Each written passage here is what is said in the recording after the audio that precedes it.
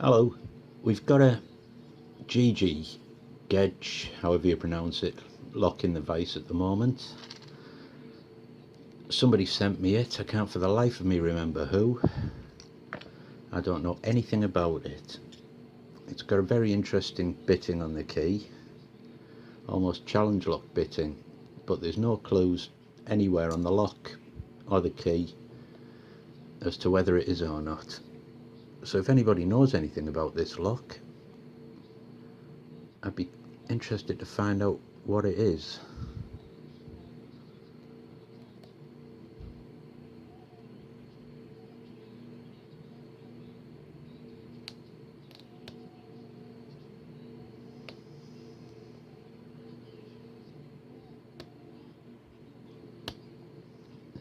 Big false set just jumped in there.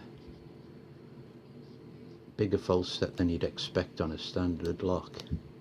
So huge false set.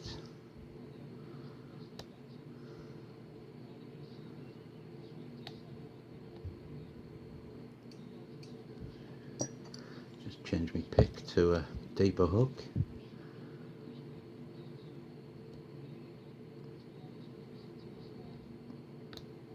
And there we go.